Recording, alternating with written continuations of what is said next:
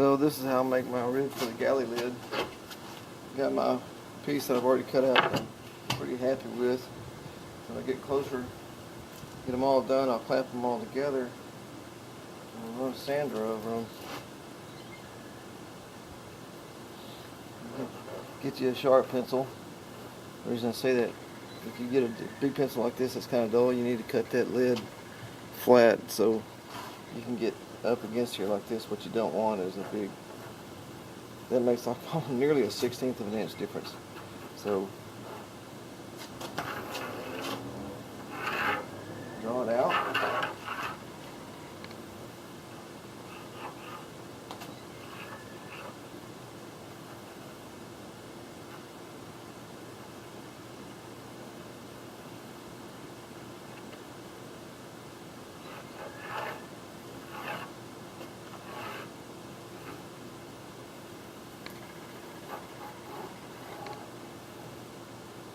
Okay, so I got a little bit of a dip here. I'm just going to slide this around and to a prettier spot. Just fill that pencil line in. I don't have a dip, I have a dip there. From here to here. Or you can just eyeball it when you're sawing. Just make you notice. Mark somewhere so you notice it and get straightened out. Alright, so I'm going to do this one piece all the way through. I'm going to cut it with a jigsaw. I'm going to true it up with a table saw, and then shut the camera off and move on to the next one. Cut the rest of my ribs out from my galley lid. I'm going to turn on my vacuum. Vacuum over here. And this will be a little bit noisy for a bit. This is just a noisy step.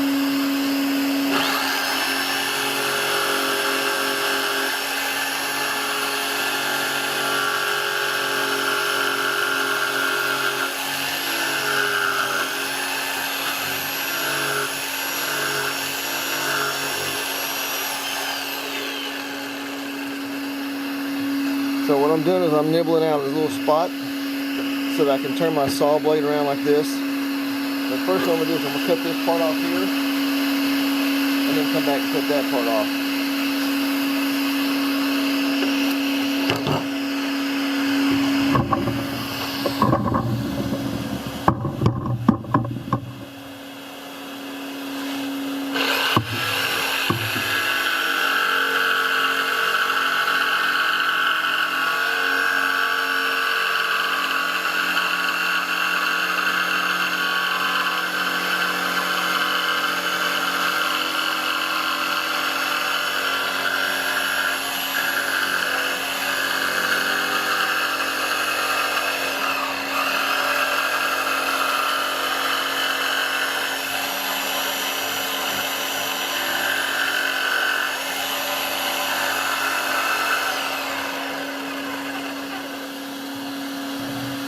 Hey, look, you can see, let's zoom this in.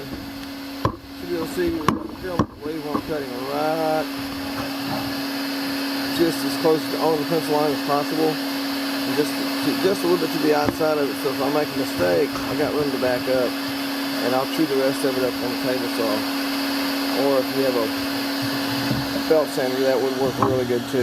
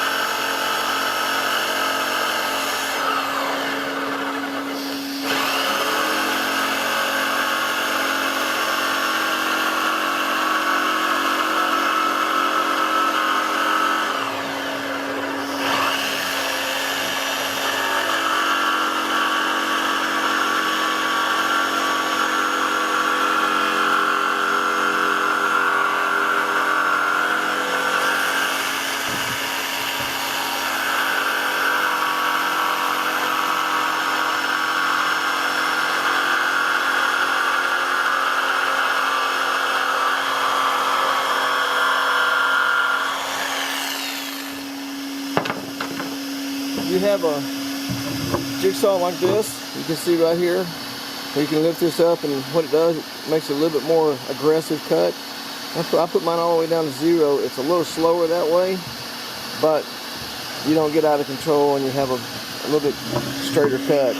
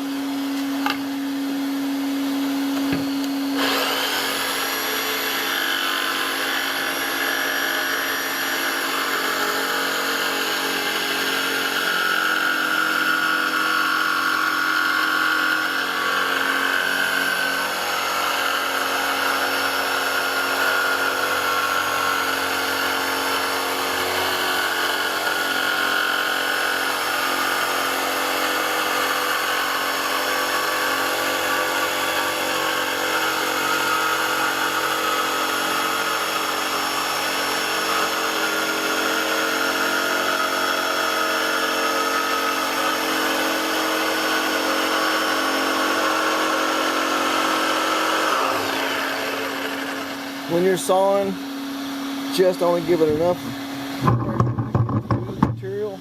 Do not force it on the blade or cause the blade to torque, and then therefore you don't have a perpendicular or 90-degree edge on here.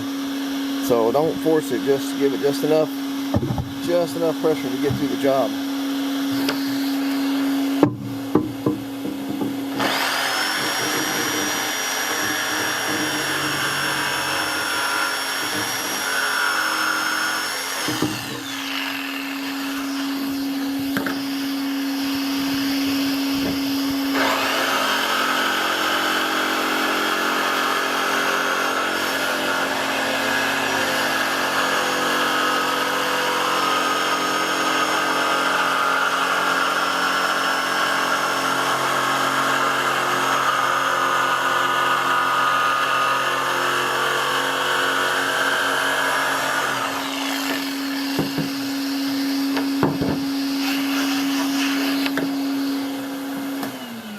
Okay, so we got our 5th one here, and they're not going to be perfect when they come out from cutting from the jigsaw.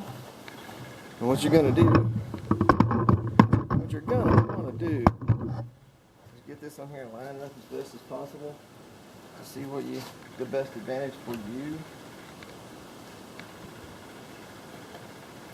And once you get it, it's really close. You can take some off the end here, and move along, pencil this edge.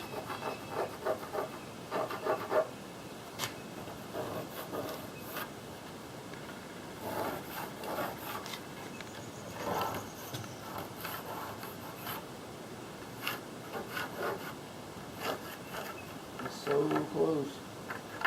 It really is really close. Alright, so now we'll take this and come up to the table. You have a belt sander. This belt sander probably work better for you. But this again gives me a 90-degree edge because I'm going to take and work it. Try to get you as good a view as possible. What I want to do is go along here and take that little bit of pencil off.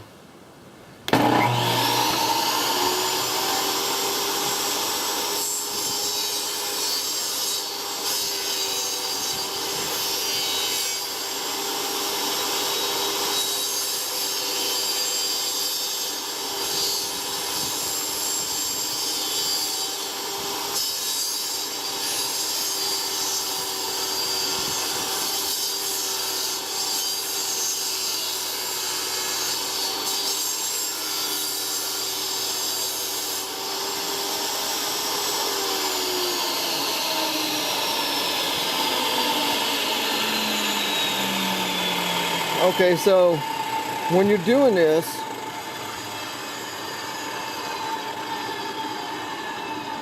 you don't want to. You want to be careful and make your angle of attack just enough to where to cut in.